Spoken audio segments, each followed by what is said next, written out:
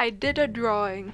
I did a heckin' drawing yesterday, and I decided that maybe I would try to explain like my process and go through my thoughts as I was drawing. My idea was that I wanted to draw Frieren. I've been watching Frieren Beyond Journey's End lately, and I really like the show. So I had this idea, and I was like, yes. Sometimes I'm feeling a little nervous about when I start drawing, so I'll just warm up a little bit by drawing circles and get the fingies warmed up. It doesn't happen often, but when I do decide to make a background piece, I start off with like sketching the layout of the background, making sure that the character fits into the environment first is pretty important. I was thinking, she would be sitting like relaxed, and I didn't know how to draw the pose, so I really needed this reference, and it was pretty good. No, it is very sketchy right here, but you can already tell how the character is like supposed to look, and then I build upon this. I really like the ears, like big, nice ears. Also, a thing with Frieren is that she has a very round face, and I have a tendency to make the faces in my drawings a little longer, or not very consistent. So I wanted to make sure that I got like her look right, so it actually looks like Frieren's, anatomy. Goddamn hands. The bane of my existence. Hand anatomy. I don't want to talk about how many times I put the thumb on the wrong side. I'm getting a hang of the steps to making sure the final thing looks accurate. I wanted to try and like mimic the style a little bit while still, remaining true to my own style, like kind of combining the two a little bit to make sure that it didn't stray from how she actually looks in the show too much.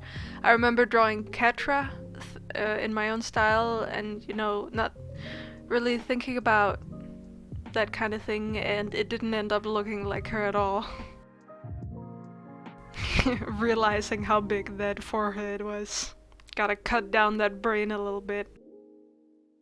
My thinking is that, she's sitting in this flower field and she's, reminiscing about her time with Himmel and the adventurers. Even though Himmel gave her the flower crown, so it doesn't really make sense. But maybe like her and Fern and Stark returned to the same place with the flower field, and she realizes it's still there, and then she, maybe Fern makes her the flower crown, and that's when she starts reminiscing, cause Himmel did the same thing.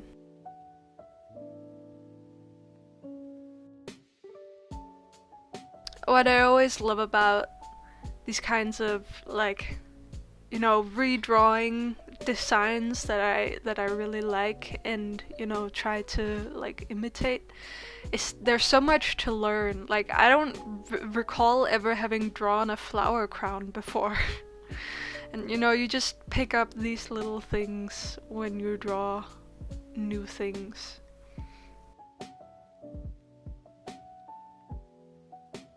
I wanted to wait with adding the ponytails until I had figured out how the clothes were gonna look, so that the hair didn't get in the way.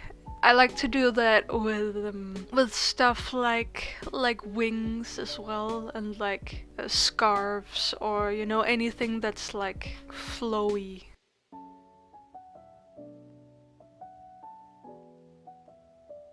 I wanted to make sure that her expression, that her facial expression, like that she wasn't being too expressive, like that, you know, it's very subtle smile and very subtle facial expression. No, to make sure that it's true to the character. You know, she's pretty stone-faced most of the time, but when she smiles, it's, you know, it's very subtle and it's very cute.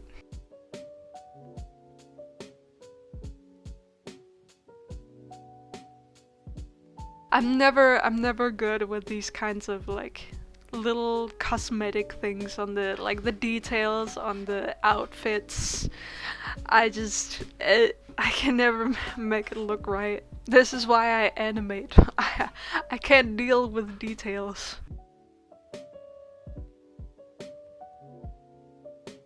No, I do have this habit of I leave spaces in between lines, and some people don't like that. You know, it is a bit like lazy, but when you know, I outline absolutely everything, it tends to look a little cluttered. But I also don't pay much attention to the to varying in between thickness in the lines. So that's probably why. And that's also, you know, I like to keep it simple. I like to, you know, not say more than what needs to be said. You know, the you can I feel like you can fill out the rest of the lines, you know, in your head. And I like having that. But it sucks when I do that with animating, cause I'll be filling in with color, and then realizing there's a space in between the lines, just color everywhere. Making sure that forehead doesn't stick out too much. I do think I made her head a little too big, but it's fine. Because I wanted it to be like she's looking a little down. And I don't know if I got it completely right. It mostly looks like her head is just huge. I struggle a little bit with the hair, like how to make it look interesting and not stiff. And you know, I thought there would be like just a gentle breeze flowing through, you know, so the hair gets a little bit more dynamic. You know, I always have this thing where I feel like you need to see where the hair is to make sure that it's there. So you have to be able to see the other pigtail, like just being there, like the end of it being somewhere in order to know that it's there. And it didn't look right. So I thought, you know what the heck? You know, you can obviously tell there's a little start of the pigtail at the top. So it's fine. Yeah, cuz I don't really do like completely straight hair all that much, admittedly. Like I'm really just biased to designs that have like curls or, you know, big poofy hair, or just, you know, I like that kind of look. Here we go. It's background time. It's gonna take a while. I actually think I went about this in a pretty good way. You know, in animation and the cartoons and stuff, if you notice, like, when characters interact with the environment, the part that the character interacts with will always be outlined, while the rest of the environment, like the backgrounds and stuff, and like all the nature or something, like the most of the environment would usually be painted, or like it'll be like flat detailed sets, but where the environment that the character interacts with will be outlined so that it can be animated, and you know that it matches the character. that's my thinking here with the flowers. So all the flowers that are touching Frieren will have like a little outline. And I was worried that it would look separate from all the other flowers, but I actually think it turned out pretty well. This was I was using this picture for reference a lot, like just studying how the flowers were like painted very simply but like really pretty. And I don't know, I just tried with like, you know, these layers. Like my worst nightmare when making backgrounds is all the freaking layers, man. There's so many layers, and I always forget and then end up putting something on the wrong layer, and it's just a nightmare. But anyway, I started with the grass, the flower stems, you know, just to make sure that there's no blank space in between the flowers. Like that's what I've struggled with before, is I don't know how to fill out the space. So I wanted to make sure that at the bottom there was a base where there's something going on so that the background wasn't noticeable. And then I just made all these little splotches of like flowers, again to make sure. Like I started out with these like splotches of the colors, like a little bit darker than what I wanted the actual flowers to be, just to make sure there's this layer behind the flowers that's, you know, doing something. Also as kind of like a guide to where the flowers would be. You know, it's like the same thing as with anything in drawing. Like you don't start with the details immediately. You gotta lay out the base. I felt like Monet because I'm actually doing painting kind of. And then I of course added the flowers on top, you know, making them really bright and, you know, having those layers of light. You know, there's some my thinking was that, you know, there are some flowers that are gonna be brighter than others because the light isn't gonna hit all the flowers the same way. So if I make this darker layer underneath, then it's like kind of like shading, but without shading each individual flower. I thought it worked pretty well. I did realize, however, that I needed to vary the colors of the flowers a little bit more, because it didn't look as saturated as I wanted in the beginning, but here when I'm adding the white, it pops a lot more.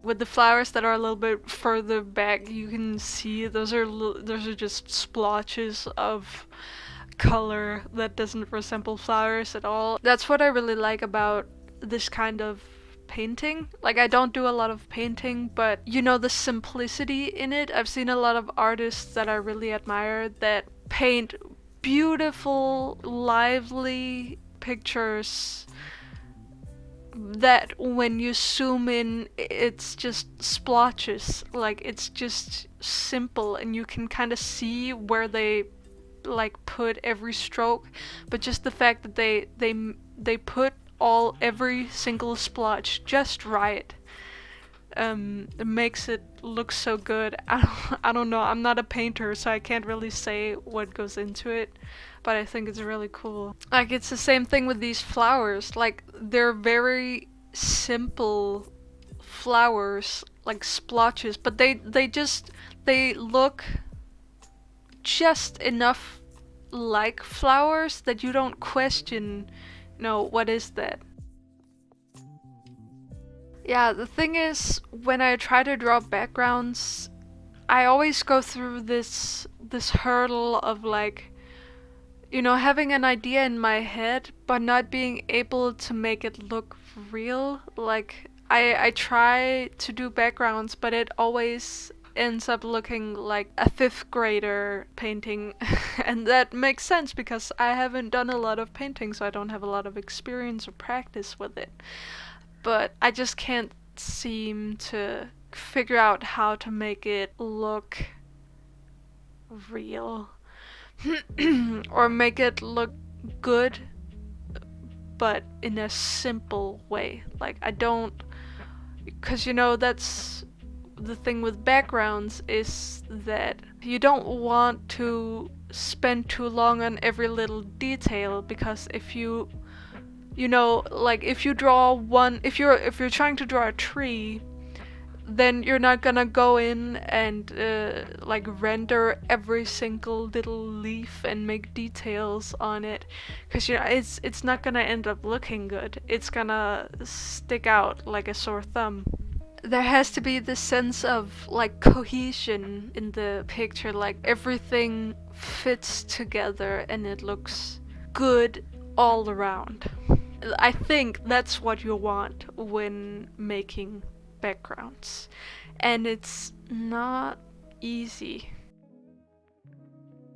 But I do think it was really fun to just try to make environment as simply as I could. Like, that was the challenge, just make it accurate to reality, but as simple as possible. Like, simplify reality as much as possible. I think that's a good way of putting it. Adding these little details I feel like really helped, cause it's a distinction between the flowers in the foreground and in the background. It's that distinction that I wanted. Gives a sense of depth. It's time for my girl. I felt a little bit nervous about rendering Frieren, cause I was so satisfied with the outline and how it looked that I was so afraid of not being able to make it look as good with the rendering. Because again, I know that I'm not the best with detail, and this was like, this drawing, I decided to make this drawing to like push myself a little bit with the amount of detail I put into drawing. Like, I wanted to make this look good. The color of her hair messed with me a little bit. Because, her hair is not completely white. I didn't want to make it the same color as her skin, obviously. I didn't want to make it too close. Like, I wanted it to look accurate relative to the other colors in her palette. And I started off just making it gray. Because, that is kind of how it looks. But it's a little too desaturated, so I gave it a tint of blue, which I am a bit cautious about, like, cause I don't. Here's the thing, I never outline in black. I never use black when I draw. Like, I tend to use brown outlines. Sometimes I'll do bluish outlines, but I like to do warmer colors, so making the outline brown gives it a little more life and a little more light. But Frieren doesn't do that. The show has black outlines, so matching the color palette to fit my color palette was a bit of a challenge. I try to be cautious about using blue because there's a contrast. Like, sometimes it'll look a bit too, it'll stand out a little bit too much. I wanted this to be really bright. I wanted it to be really saturated, and her outfit is just pure white. I was considering making it more yellow, but it wouldn't pop out in the same way. Yep, gotta remember her accessories.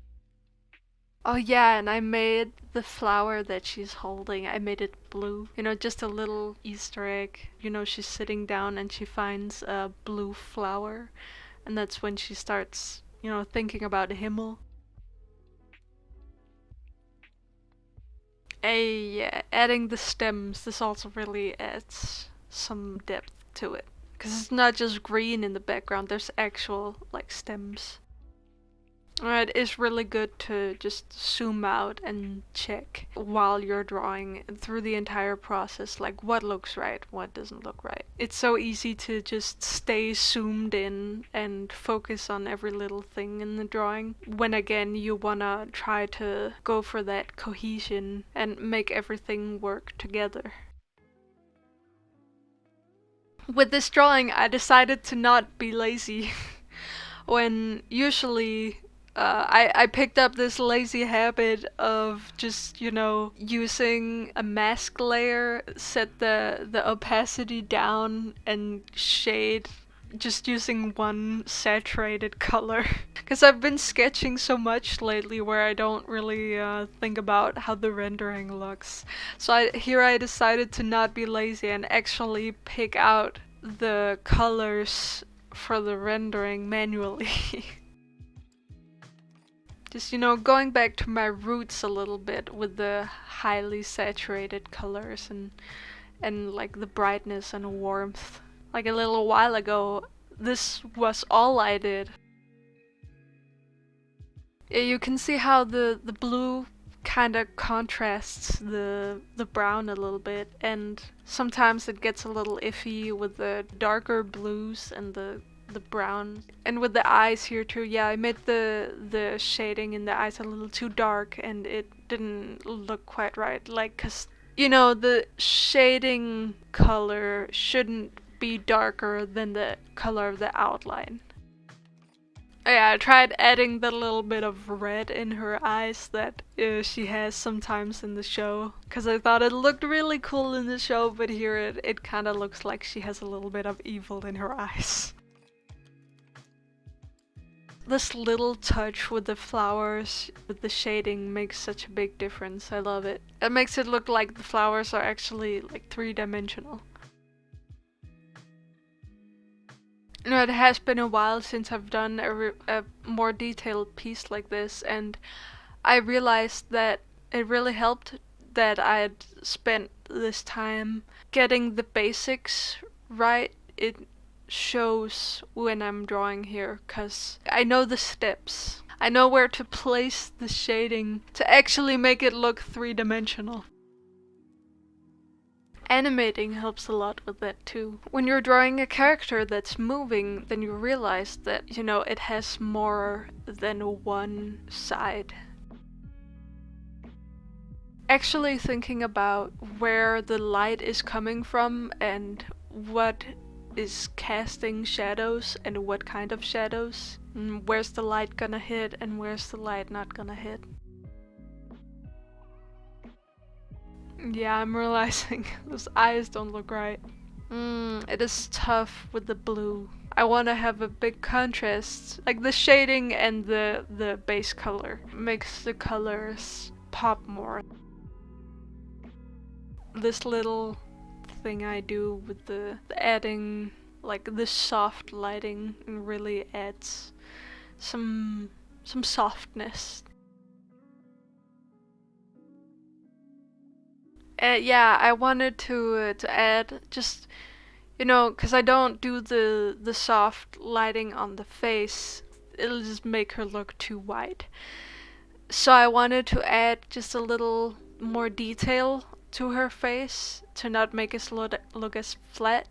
So I thought maybe I'll add some blush, but I want to be really careful with that because it's not really in Frieren's character to just, be blushing like every anime girl all the time. So I just added this very, very, very subtle blush. Using the soft airbrush to highlight where is the light going to hit and make that brighter. Like here I do it in the outline, make it more saturated, make it a little brighter.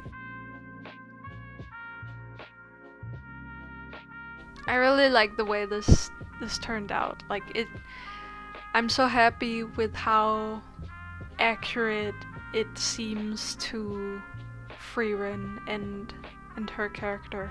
Just sitting down in a bed of flowers and, you know, in the sun and enjoying the moment and taking it all in. And slowing down and just, yeah, this peaceful moment. Yeah, I think that's just about it. Cool. I don't know what to do for an outro. Alright. Cool. Later, alligator.